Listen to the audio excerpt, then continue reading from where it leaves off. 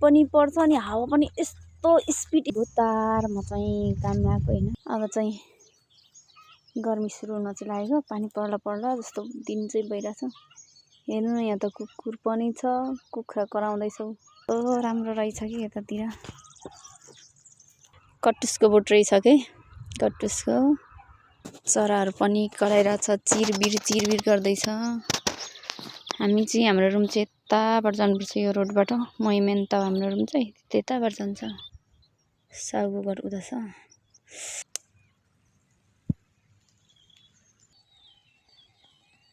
आएको थिएँ हैन, आज चाहिँ शनिबार छुट्टी हो, तै पनि ओभर टाइम गर्नु भनेर साउले भिडियो बनाउन सुरु गरिहाले।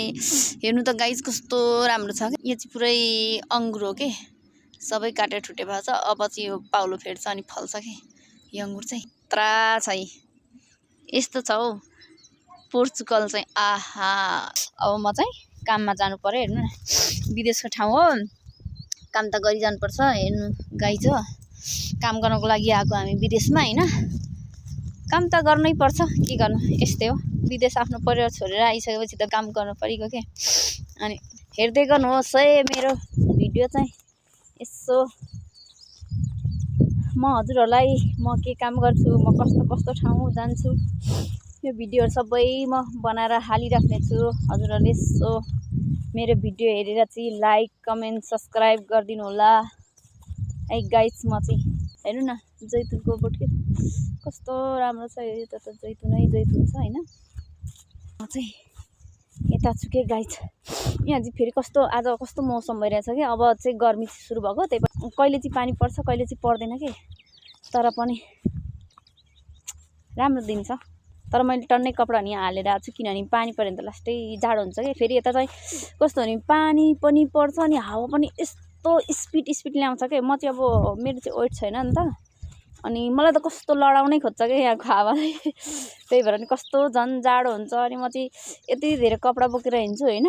अनि कपडा धेरै भने चाहिँ यसरी खोलेर राख्ने हो, अनि फेरि जाडो भयो भने लगाइहाल्ने हो हैन। म चाहिँ यस्तो ठाउँमा आएको छु क्या गाइस हैन। कस्तो रमाइलो ठाउँहरू छ कि कस्तो। तर कति चाहिँ भिडियो बनाउनै भ्याउँदैन हौ। हाम्रो नेपालको चौरघाटतिर चाहिँ यो चाहिँ कटुसको बोट हो के।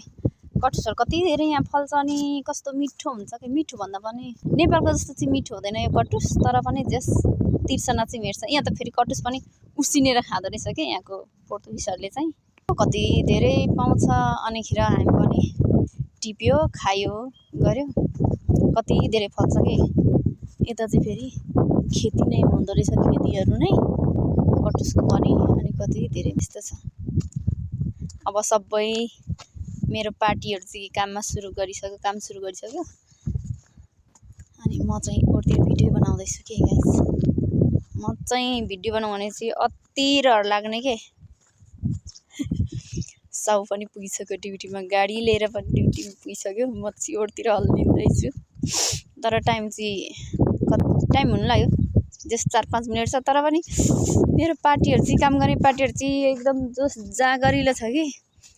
काम गर्ने टाइमभन्दा अगाडि नै पुगिहाल्छ के। 2-4 मिनट अगाडि नै काम गर्नु रे। छोरा मान्छेहरू हुनुहुन्छ नि त, 3-4 जना दाजुभाइहरू स्ट्रङवाला हुनुहुन्छ। फुर्तिलो पनि छ के फेरि काम गर्न, स्ट्रङ फुर्तिलो। म पनि तर के कम पछ्याइहाल्छु नि, सँगसँगै काम गर्न जान्छु कि म पनि जति भयो नि। यत्रो ढुङ्गा उचाल्नुमा रेडी म पनि। सक्दिनँ त भन्दिनँ म। सबै काम गर्न पसिसक्यो, म मात्रै हो बाँकी चाहिँ। हाम्रो गाडी चाहिँ त्यहाँउतापट्टि छ, हामी काम गर्ने ठाउँ चाहिँ। साहुले टिकटक बनाउँदैछ भन्छ। फेरि उसले चाहिँ जहिले टिकटक भन्छ क्या। तर म चाहिँ प्रायः टिकटकहरू बनाउँदिनँ यो काममा आएको बेला भन्दै। By by guys.